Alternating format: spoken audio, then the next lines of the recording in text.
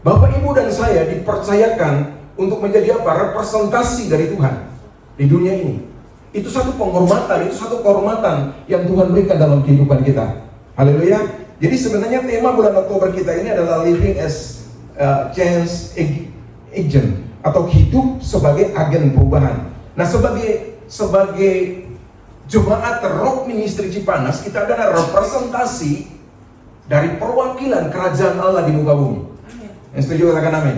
Kita adalah perwakilan kerajaan Allah di muka bumi. Nah, sebagai rock, itu rock adalah representasi of Christ. Apa? Ya, rock apa?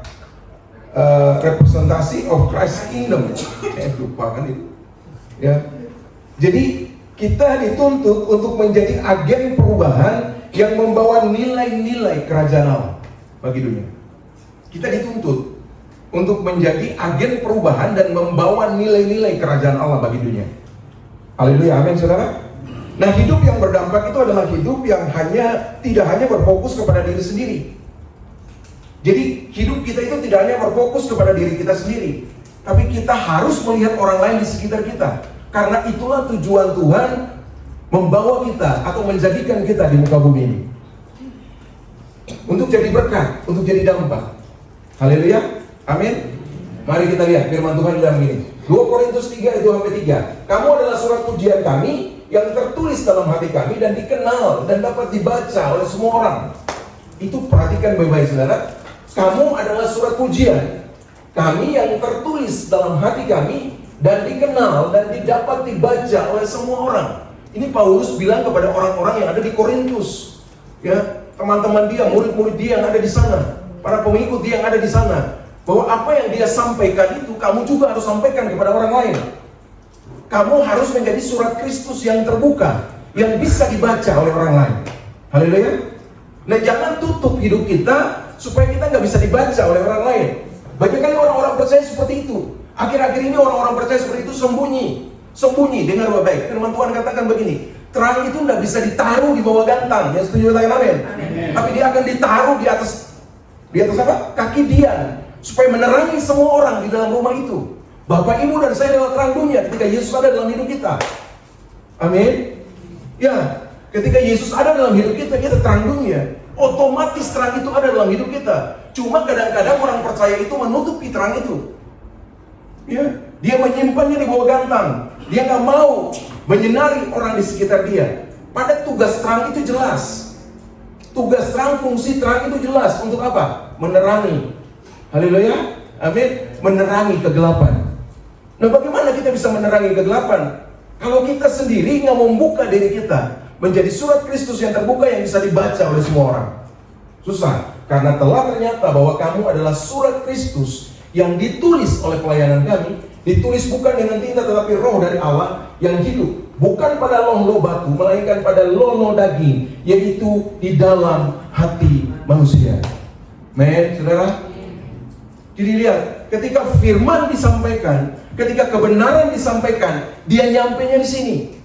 Dia nyampainya di hati. Yang setuju katakan amin. Dia akan mengubah hatimu. Ya, dia akan mengubah hatimu. Jadi kalau hatimu hari ini hatimu masih kotor, hatimu masih pahit, hatimu masih belum benar dengan orang lain, saudara, mulai baca firman dan biarkan Roh Kudus yang berkarya dalam hidupmu. Kerjasamalah dengan dia supaya hatimu itu benar. Haleluya. Karena kalau hatimu gak benar, berarti orang lain baca juga gak benar. Setuju katakan amin? Ya dong. Kalau hatimu gak benar, orang lain baca juga gak benar. Tapi kalau hatimu benar, loh, kamu kan surat Kristus yang terbuka, yang bisa dibaca oleh semua orang. Dengar baik, kemanapun kamu pergi, orang akan baca kamu sebagai anak Tuhan. Nah, bayangkan ketika anak Tuhan punya hidupnya gak benar, punya dampaknya yang salah, kira-kira apa? Mempermalukan Tuhan kan? Nah, kita tidak seperti itu. Tetapi hati kita harus dibaharui oleh firman Tuhan, sehingga hati kita itu menjadi benar.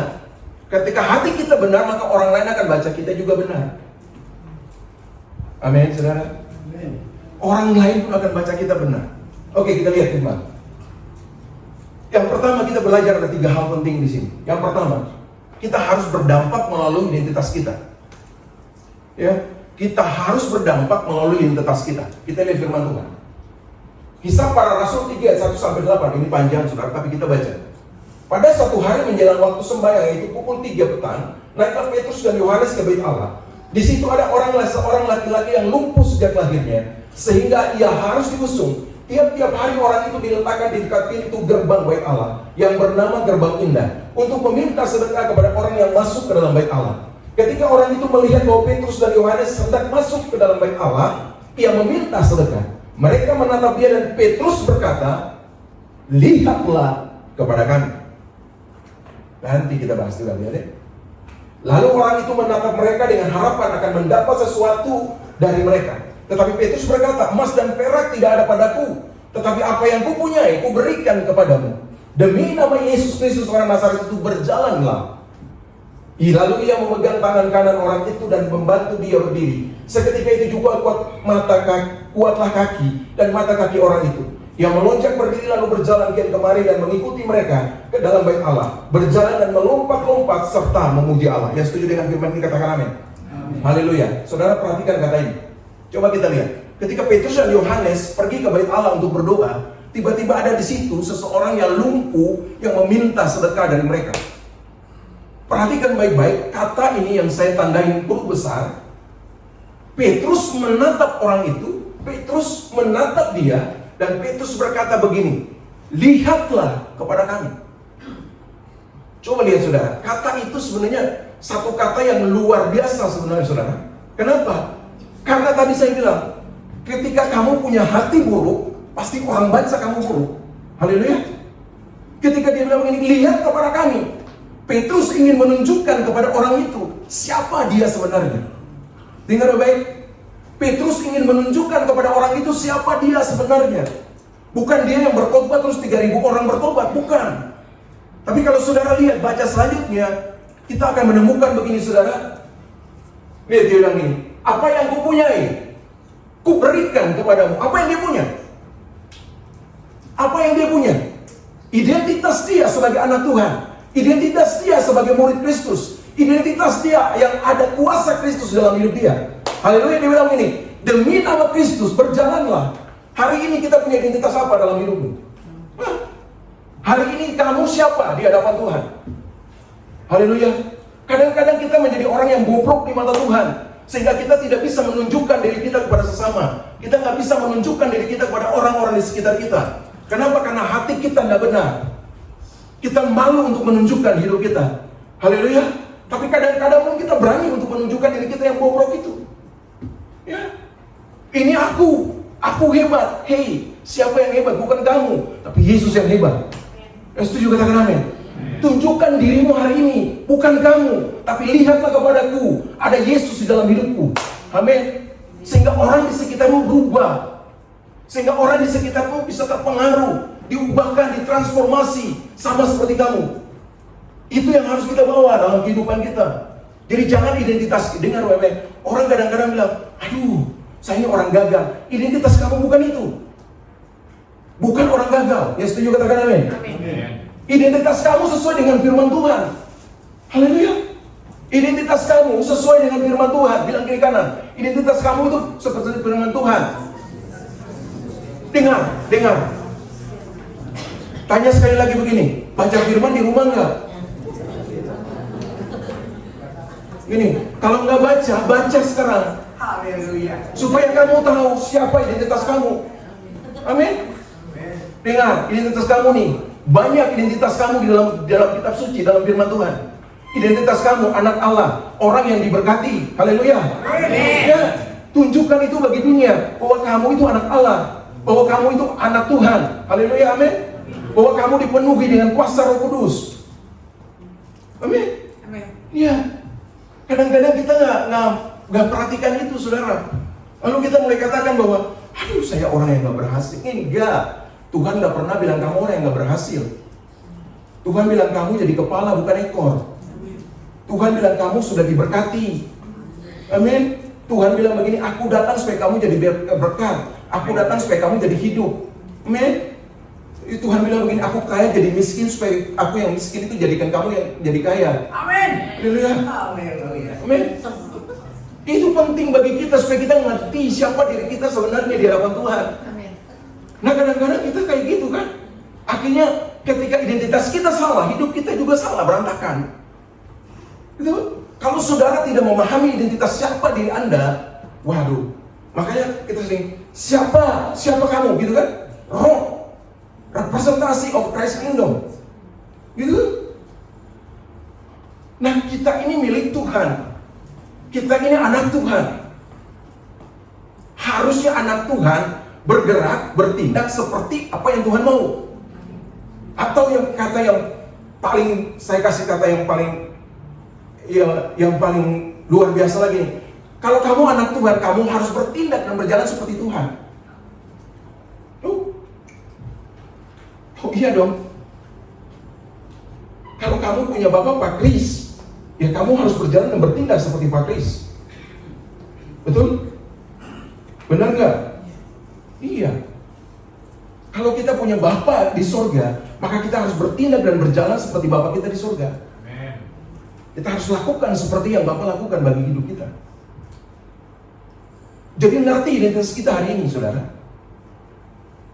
Ada orang yang identitasnya hancur-hancuran, tukang nipu sana, nipu sini. Kenapa sampai tipu sana, nipu sini? Karena dia nggak tahu identitas dia sebagai anak Tuhan. Kalau dia ngerti identitas dia sebagai anak Tuhan, dia tidak pernah akan bisa melakukan itu. Betul nggak? Betul nggak? Coba, Petrus kan tinggal ngomong aja. Kenapa dia harus kasih tahu gini, lihat kepadaku? Dia tinggal bilang, ya udah kalau lo mau sembuh, dalam nama Yesus berjalanlah. Itu kan gampang. Nggak usah lihat kepadaku. Tapi dia ingin tunjukkan kepada orang itu, supaya orang itu tahu bahwa di dalam diri dia itu ada siapa. Amin.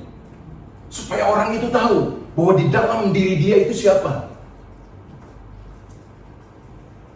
Kalau Petrus belum bertobat terus ngomong kayak begitu, aduh, orang lumpuh pasti dia lebih lumpuh itu. Benar, saudara.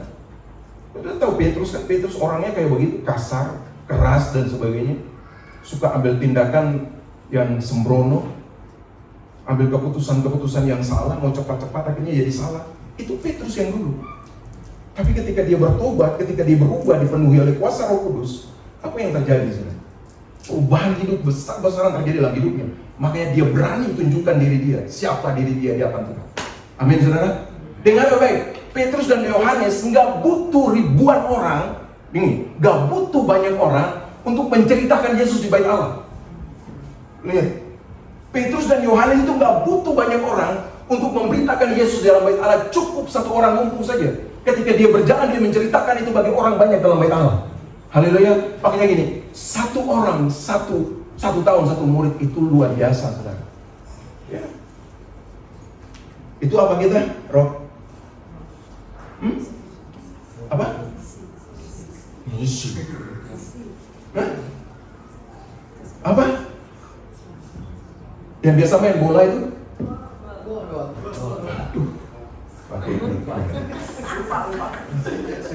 Aduh. Roh Cipanas lupa melulu. Goal kita, satu orang, satu murid, 1 tahun. Nggak butuh banyak orang, saudara. Ingat, dia nggak butuh banyak orang untuk menceritakan Yesus bagi orang di bait Allah. Nggak butuh. Cuma butuh 1 orang lumpuh itu berjalan. Dia menceritakan semua yang terjadi dalam hidup dia. Amin. Coba lihat tuh. Dan ia melonjak berdiri, lalu berjalan ke kemari dan mengikuti mereka ke dalam bait Allah. Berjalan dan melompat-lompat serta memuji Allah. Dengar baik-baik. Keren banget. Semua orang di dalam bait Allah itu melihat dia. Dan mereka pasti tercengang karena mereka tahu bahwa orang ini lumpuh sejak lahir. Tapi kenapa dia bisa berdiri? Kenapa dia bisa berjalan? Dia menunjukkan Yesus bagi orang-orang di situ. Amin. Nah, saudara dan saya, di tempat di mana saudara dan saya berada, harus menunjukkan Yesus bagi orang-orang di sekitar saudara. Amin. Menunjukkan siapa dirimu hari itu. Berani menunjukkan dirimu. Berani menunjukkan terang itu bagi orang lain, supaya orang lain juga mengenal Tuhan. Ya. Nah, ada 3 hal yang biasa menjadi dasar identitas kita, namun tanpa sadar bisa membentuk kita secara keliru. Ini, kadang-kadang kita pakai dasar identitas kita, pencapaian atau prestasi kita. Ya, kita suka pakai gitu kan? Tapi lihat, ketika pencapaian dan prestasi itu tidak terjadi, hancurlah identitasmu. Ya. Hancurlah identitasmu ketika itu tidak terjadi dalam hidupmu. Engkau tidak mencapai tujuan, atau engkau tidak mencapai apa yang engkau targetkan, atau prestasimu buruk, udah pasti hancur-hancuran. Haleluya, amin. Ada anak-anak Tuhan juga yang bunuh diri loh, saudara. Tuh, loncat dari gedung 12 tingkat, mati. Tuh, anak Tuhan loh. Tuh. Saudara lihat, kenapa sampai begitu? Karena dia nggak tahu identitas diri dia. Karena dia nggak tahu siapa diri dia sebenarnya di hadapan Tuhan. Lihat, apa kata orang? Kadang-kadang kita suka lihat ini. Oh, kita suka disayang, oh kamu hebat. Hebat itu karena kata orang, bukan kata firman Tuhan. Halo, ini yang bikin hancur kita. Ini yang bikin berantakan identitas diri kita. Ini yang bikin berantakan kehidupan kita. Jangan dengar kata orang, tapi dengar kata firman. Yang setuju katakan amin. Jangan dengar orang-orang di sebelahmu, tapi dengar kata firman Tuhan. Supaya kamu tahu siapa diri kamu.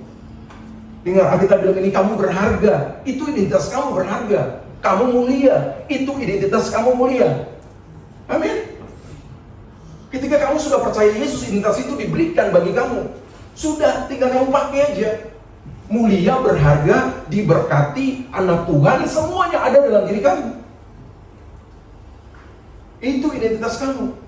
Nah, orang yang nggak tahu identitas yang tadi, ketika dia tidak berhasil, ketika apa kata orang kepada dia nggak benar, wah, itu bisa bunuh diri loh. Bisa hancurkan diri dia sendiri. Amin. Mungkin akhir-akhir ini saudara pernah dengar itu ya? Ya, pernah dengar itu kan? Pernah dengar bahwa ada yang loncat dari gedung 12 tingkat itu? Pernah kan? Itu anak Tuhan. Ya, aktif lagi kan di gereja. Pastilah. Tapi apa yang terjadi, saudara?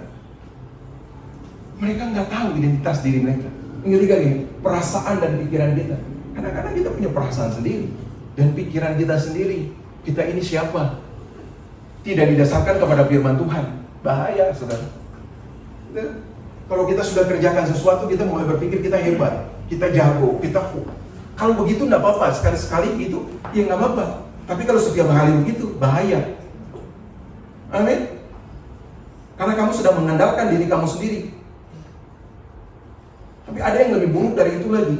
Dia berpikir bahwa dia nggak berharga, dia nggak mulia, dia nggak punya apa-apa, dia nggak diberkati, dia bukan anak Tuhan. Setiap hari ke gereja tapi Tuhan nggak berkati dia. Bahaya, saudara. Ketika itu identitasmu dengan baik, kehidupanmu akan hancur. Pasti akan binasa. Dasar identitas kita yang benar adalah janji-janji Tuhan. Yang setuju katakan amin. Dasar identitas kita yang benar adalah janji-janji Tuhan. Di dalam Alkitab Tuhan sudah meletakkan apa yang seharusnya Anda percayai tentang diri Anda sendiri. Dengar, di dalam Alkitab itu Tuhan sudah meletakkan apa yang seharusnya Anda percayai tentang diri Anda sendiri. Itu di dalam firman Tuhan. Jadi saudara harus lebih percaya kepada firman Tuhan. Amin. Daripada kata orang. Halo? Daripada pikiran dan perasaan saudara sendiri. Harus percaya kepada firman Tuhan. Makanya begini, di Alkitab, di kekristenan itu tidak bicara tentang perasaan. Loh? Rasa-rasa nggak ada. Kalau rasa-rasa itu rasa makanan yang di Ciuni itu di Amen. Semalam kita makan tuh rame-rame di sana. Enak nggak? Rasanya enak nggak? Ya sampai yang nggak kesana itu rugi besar loh. Udah diundang semua. Nanti kalau nggak diundang bilang nggak diundang. Diundang nggak mau datang. Kacau kan? Ini memang susah sih manusia begitu. Ya. Kalau diundang nggak ada orang datang. Tapi kalau nggak diundang, bilang gini, Ciuni nggak undang.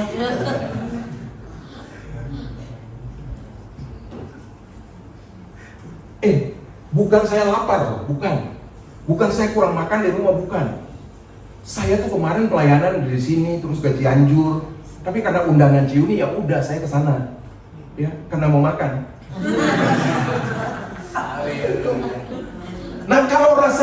di situ. Ya, kalau rasa-rasa tuh di situ. Tapi kalau iman Kristen itu butuh percaya. Yang setuju katakan amin. Butuh iman, butuh percaya, bukan butuh rasa. Aduh, rasanya Tuhan nggak ada di sini ya. Kadang-kadang kita juga dengar begitu ya. Kurang gitu. Aduh, kayaknya Tuhan nggak ada di sini. Kayaknya Roh Kudus nggak bekerja deh. Ih, kayaknya. Nah kalau miskinnya, kenapa nggak miskinnya? Kenapa kayaknya? Iya, karena kita suka begitu, rasa seperti itu. Enggak butuh itu di hadapan Tuhan. Yang kita butuh gini, percaya Yesus ada. Haleluya. Karena itu apa? Karena itu janji firman-Nya. Amin. Karena itu janji firman-Nya, maka kita harus percaya firman. Bukan kita percaya perasaan kita. Makanya mengerti identitas dirimu. Yang setuju katakan amin. Haleluya. Yang kedua, kita lihat berdampak melalui kesatuan hati. Nah ini kan penting juga. Kisah Para Rasul 2:46-47. Dengan bertekun dan sehati, mereka berkumpul tiap-tiap hari dalam bait Allah. Mereka memecahkan roti di rumah masing-masing secara bergilir dan makan bersama-sama dengan gembira dan tulus hati sambil memuji Allah, dan mereka disukai semua orang. Dan tiap-tiap hari Tuhan menambah jumlah mereka dengan orang yang diselamatkan. Yang setuju katakan amin. Saudara perhatikan, ketika mereka sehati sepikir makan bersama, dengar, ini makan lagi nih kemarin tuh, ya. Kalau kita sehati sepikir, nah Ciuni itu sebenarnya sudah melakukan firman semalam, gitu kan? Dengan mengumpulkan banyak orang untuk sehati sepikir makan bersama-sama di situ. Haleluya. Amin. Ini cuma contoh aja. Ini cuma contoh. Nah, kita semua sudah berkumpul di situ seperti itulah. Tapi bukan cuma hari itu, setiap hari Ciumi. Bukan hanya cuma semalam, setiap hari. Dia bilang tuh, setiap hari makan bersama-sama. Tapi bukan di Amin saja. Di rumah Vera, di rumah Pak Kris, di rumah Pak Yusat, di rumah Mas Darman Cilili. Itu 1 minggu di sana full. Ya? Itu kumpul di situ, mereka bergilir makan bersama-sama. Dan ketika mereka memuji Tuhan, orang-orang melihat mereka. Dan orang-orang berubah ketika ada kesatuan hati di sana. Amin. Ketika ada kesatuan hati di sana, Tuhan mencurahkan berkat. Amin. Jadi ya, saudara lihat, ini bukan hal yang main-main loh. Orang berpikir begini, kesatuan hati, oh iyalah, kesatuan hati. Tapi coba lihat ini, saudara perhatikan ini. Kesatuan hati adalah sesuatu yang dapat menggerakkan hati Tuhan untuk bergerak, menolong dan memberkati kita. Sebab kesatuan hati memiliki nilai istimewa di dalam penilaian Tuhan. Ya setuju katakan amin. Coba lihat di dalam Matius pasal 18-19. Di mana 2-3 orang berkumpul, di situ Tuhan hadir. Istimewa, cuma 2 orang hadir. Bersehati, bersepakat, Tuhan hadir. Haleluya. Amin. Coba lihat Matius 18 itu. Jadi dia gini, kesatuan hati memiliki nilai istimewa di hadapan Tuhan. Kalau saudara baca Mazmur 133, saudara akan menemukan juga begitu kan? Iya. Saudara tahu Mazmur 133? Tahu nggak? Gimana?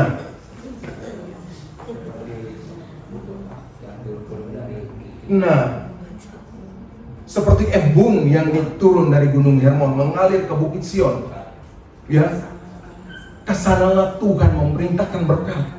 Dengar, ketika ada kesatuan hati, Tuhan memerintahkan. Kata memerintah, kemarin Jerry juga ngomong gitu kan, memerintah berkat. Wah, kenapa? Karena ada kesatuan hati, saudara. Itu penilaian istimewa, ya, yang Tuhan berikan bagi kesatuan hati. Jadi mari kita semua bersatu hati. Haleluya. Jangan ada satupun yang keluar dari sini dengan tidak gini, dengan ngomel sana sini bilang, gua nggak senang dengan dia. Enggak. Mari kita bersehati sepikir di dalam Tuhan. Amin. Ya, ketika kita bersehati sepikir, Tuhan memerintahkan berkat turun ke atas kita. Amin.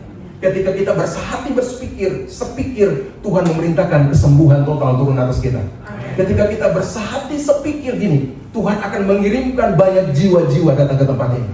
Haleluya. Tapi bukan ambil dari gereja-gereja lain, tetapi ambil dari gereja jemaat-jemaat yang belum bergereja. Yes. Begitu. Kan kita harus punya nilai kayak gitu. Amin, saudara. Jadi saudara perhatikan, kesatuan hati itu penting. Lihat, jemaat mula-mula, kalau saya lihat, mereka cuma memberitakan firman lewat kesatuan hati mereka. Makan sama-sama, menyembah sama-sama, berdoa sama-sama. Lalu orang lihat itu, orang tertarik untuk masuk gabung dengan mereka. Coba lihat, kalau kita bikin itu, kalau kita lakukan itu setiap saat, udah nggak usah makan lah, berdoa setiap saat saja. Sekali-sekali baru makan, gak apa-apa. Amin? Amin, amin. Baru kita akan lihat bagaimana Tuhan berkarya di dalam hidup kita. Amin. Ya. Tuhan akan berkarya di dalam komunitas kita. Gak butuh kesatuan hati. Bilang kiri kanan, kita harus hati loh.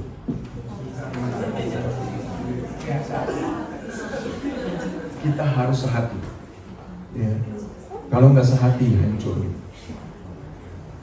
Berantakan gitu. Nah, yang terakhir, yang gak mau lama-lama saudara, berdampak melalui kesaksian hidup yang diubahkan. Firman Tuhan katakan begini, Yohanes 4:39-42. Dan banyak orang Samaria dari kota itu telah menjadi percaya kepada Yesus karena perkataan perempuan itu yang bersaksi, yang mengatakan kepadaku segala sesuatu yang telah kuperbuat. Ketika orang-orang Samaria itu sampai kepada Yesus, mereka meminta kepadanya supaya ia tinggal pada mereka, dan ia pun tinggal di situ 2 hari lamanya. Dan lebih banyak lagi orang yang menjadi percaya karena perkataan Yesus. Dan mereka berkata kepada perempuan itu, kami percaya, tetapi bukan lagi karena apa yang kau katakan, sebab kami sendiri telah mendengar dia, dan kami tahu bahwa dialah benar-benar juru selamat dunia. Yang setuju katakan amin. Amin. Sekali lagi saya bilang gini, Yesus nggak butuh banyak orang untuk buat satu kota Samaria percaya. Yesus cuma butuh 1 orang Samaria, perempuan Samaria. Untuk apa? Mempertobatkan 1 kota di Sikar. Haleluya. Nah, saudara perhatikan ini. Ini hal yang luar biasa yang Yesus lakukan loh saudara. Jadi kalau kita lihat ini, maka kita akan tahu bahwa Yesus bisa lakukan apa saja di dalam kehidupan kita asal kita berespon dengan baik. Perempuan Samaria ini kan bukan perempuan yang baik-baik. Dia punya 5 suami, dan suami yang terakhir itu bukan suaminya, selingkuhannya itu, atau kumpul kebo, ya, bukan kumpul babi ya, kumpul kebo, itu suami yang, tapi Tuhan pakai dia, saudara. Amin. Nah, saudara lihat. Dalam tradisi gereja Ortodoks Timur, ya, ia dipanggil sebagai seorang santa. Ingat, dia dipanggil sebagai seorang santa atau orang suci. Namanya diganti menjadi Potine atau Potini, yang artinya terang. Ya, seorang yang tadi bersundal, seorang yang tadi nggak benar, seorang yang tadi nggak benar diubahkan oleh Tuhan, sehingga itu orang-orang Ortodoks Timur itu, gereja Ortodoks Timur itu menganggap dia sebagai santa, menganggap dia sebagai orang suci. Kenapa? Karena perubahan hidup dia, dan dia bisa mentransformasi 1 kota untuk bertobat dan percaya. Amin. Namanya diganti tadi, Potine atau Potini, yang artinya terang. Nah, itu yang tadi saya bilang, bahwa kita harus tahu identitas kita sebagai terang dunia. Amin. Nah, kalau terang kita bercahaya, bisa nih, jangan, coba lihat, Potine itu cuma 1 loh. Potine itu cuma 1, dia bisa mengubahkan 1 kota itu. Nah, kita Potini yang sudah ratusan di sini nih, yang sudah puluhan di sini, harusnya kita mampu untuk mengubahkan kota ini, bersinar bagi kota ini. Yang setuju katakan amin. Amin. Supaya orang datang untuk melihat Tuhan. Haleluya. Supaya orang datang untuk melihat Tuhan. Saudara, kalau kita baca ya dalam Yohanes pasal 4 dari ayat yang bicara tentang seorang perempuan Samaria, kita akan menemukan banyak hal di situ. Kita akan menemukan banyak hal tentang etika, tentang segala macam, tentang berkat, apa saja. Coba bayangkan, Yesus yang adalah sebagai seorang Yahudi bisa minta minum dari perempuan itu. Harusnya tidak boleh. Karena pada hukum saat itu orang Yahudi tidak punya hubungan dengan orang Samaria. Tapi Yesus bisa merombak semua identitas itu, merombak semua budaya itu. Dengar baik-baik, artinya begini, semua orang di mata Yesus itu sama. Yang setuju katakan amin. Amin. Jadi semua orang yang di mata Yesus itu sama dan berharga. Kalau saudara bicara etika, Yesus ajarkan etika bagi perempuan itu. Coba perhatikan, dia turun di situ jam 12 siang, gak ada orang sama sekali, cuma berdua doang. Ya, berdua doang, laki-laki dan perempuan. Itu gak benar itu. Yesus bilang begini, panggillah suamimu. Dengar baik-baik. Yesus sedang mengajarkan etika bagi kita semua, bahwa gini, kalau kamu ada begitu, kamu harus tahu diri. Ya, perempuan dan laki-laki itu nggak boleh di tempat-tempat sepi. Yang setuju katakan amin. Apalagi yang bukan suami, bukan istri itu, bukan hubungan apa-apa, nggak boleh. Tuh dia mengajarkan begitu loh. Nah, kalau kita baca dalam Yohanes 4 ini, kita akan menemukan banyak hal yang Tuhan kerjakan di situ. Karena kita tahu begini, satu perkataan Tuhan itu mengandung berjuta bahkan bermiliar-miliar pengertian bagi kita. Ya. Jadi baca firman itu harus teliti supaya tahu, supaya ngerti. Jangan cuma karena dituntut oleh gereja untuk baca firman satu ayat ini, enggak. Kita harus baca mengerti. Bila perlu, kalau saudara cuma bisa baca satu pasal, satu kalimat saja, ya, satu kalimat diulang-ulang sampai saudara dapat maknanya, remanya, wah itu dahsyat. Itu lebih luar biasa. Amin. Amin saudara. Amin. Ya, itu yang harus kita bangun di dalam kehidupan kita. Jadi lihatlah, ya, dia bersaksi. Apa perubahanmu hari ini? Mungkin ketika engkau sakit sembuh, saksikan itu bagi orang lain. Haleluya. Jangan bilang begini, masa sakit gigi aja bisa? Ya nggak apa-apa. Coba kalau kamu nggak disembuhkan oleh sakit gigimu, bisa makan nggak setiap hari? Bisa makan enak nggak? Enggak dong. Ada orang yang bilang, cuma flu pilek aja ngapain sih bersaksi? Bersaksi bagi Tuhan. Haleluya. Flu pilek itu kalau nggak dijaga, nggak diobati juga bahaya loh. Amin. Pokoknya semua penyakit itu kan berbahaya. Amin. Ya. Makanya ketika saudara sembuh dari situ, jangan bilang begini, oh cuma penyakit ringan. Tidak ada. Saudara harus tetap bersaksi bagi Tuhan. Amin. Tadi seketika saya di jalan, udah lapar banget. Tiba-tiba ketemu Vera kasih roti 1 biji ke saya. Wah, itu anugerah banget bagi saya. Itu kesaksian loh saudara. Amin. Itu kesaksian loh. Saudara, waktu saya mulai bertobat, ini kesaksian saya terakhir. Waktu saya mulai bertobat, saudara, itu menggebu-gebu sekali. Orang yang baru bertobat itu pasti kayak gitu, menggebu-gebu dalam Yesus. Itu. Nah, saudara lihat, tiba-tiba saya pulang ke rumah. Tuhan bicara begini, uangmu tinggal berapa? Waktu itu tahun berapa? 2002 atau 2003 gitu, saya lupa. Ya. Terus saya lihat, kok uang saya tinggal 2.000 di saku. Lalu saya bilang, Tuhan, ini 2.000. Sekarang kamu jalan ke pasar. Aku jalan ke pasar. Ya, kamu jalan ke pasar. Saya jalan ke pasar. Sini, depan ini. Pasar di sana. Jalan ke sana, ke pasar sana, lupa soal. Terus tiba-tiba ada seorang pengemis di situ. Saya udah lewatin dia, tiba-tiba Tuhan bicara gitu. Kasih 2.000 itu balik, kasih 2.000 itu untuk pengemis itu. Saya lihat pengemis itu, kayaknya orangnya bukan pengemis gitu, baik. Cuma dia minta-minta jalan memang, gitu. Tapi wajahnya itu bersih, semuanya bersih gitu. Tapi Tuhan bilang gini, ngasih 2.000 itu, cuma 2.000 perak. Saya ambil 2.000, saya bilang, Tuhan oke, saya mau dengar, tinggal 2.000 nih. Oh, pasarnya 2.000-nya. Nah, 2.000. Saya langsung kasih ke orang itu. Saya bilang gini, Pak, Tuhan Yesus memberkati. Pas dia lihat saya nih, nama baru yang didengar. Tapi saya bilang, Tuhan Yesus memberkati. Dia kaget gitu sih. Bapak ambil. Terus dia ambil, dia bilang, terima kasih. Terus saya pergi, saudara. Ketika saya pergi, hati saya itu damainya minta ampun. Hati saya itu luar biasa damai. Cuma 2.000 perak. bikin hati saya damai. Kenapa? Karena Tuhan yang memerintahkan saya. Nah, setuju kita kenapa? Dengar baik, kalau kamu mau damai, kamu harus dengar Tuhan. Haleluya. 2000, siapa mau? Mana ada orang yang mau 2000 sekarang? Iya, 2000 perak itu sudah. Itu bisa bikin hati saya damai karena Tuhan yang menyuruhnya. Wah, saya sampai, Tuhan, benar cuma 2000 perak? Tapi lumayan loh, tahun itu 2000 perak juga lumayan.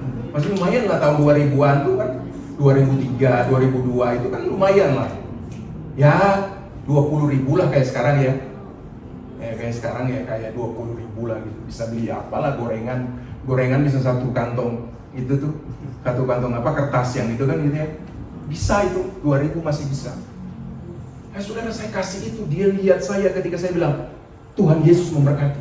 Saya bilang, Tuhan terima kasih, aku sudah memberitakan tentang Engkau, walaupun cuma dengan 2000 perak. Kita bisa pakai apa saja untuk menceritakan Yesus bagi orang lain. Amin. Mungkin orang bilang, nggak mungkin lah masa 2000, 1000 perak. Bisa, kamu bisa bersaksi di sana. Kamu bisa menceritakan Yesus di sana melalui cuma 2000 atau 1000 perak kepada orang lain. Supaya orang lain melihat Tuhan. Minimal dia dengar tentang Yesus. Ya, setuju katakan amin. Amin. Saudara, kalau mau bersaksi gini, saya banyak. Dulu ada tuh, saya masih tinggal di rumah lama. Jadi ada tuh kan, setiap hari tuh saya tukang kebun. Anak-anak saya masih kecil-kecil, ya, tukang kebun.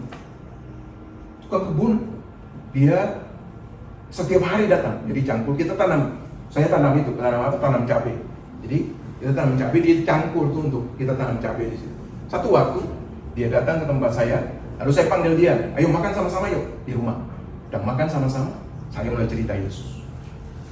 Saya mau menceritakan tentang Yesus. Saudara, ketika saya mau cerita tentang Yesus, terakhir saya tantang dia, kamu mau nggak menerima Yesus sebagai Tuhan dan Juru Selamat? Dia bilang begini, saya mau. Ketika dia mau, saya langsung berdoa bagi untuk terima Yesus. Ketika dia terima Yesus, saya bilang, Tuhan, sampai sekarang saya tidak lagi menemukan dia di mana. Yang penting dia sudah menerima Yesus sebagai Tuhan dan Juru Selamat. Berikan tepuk tangan bagi.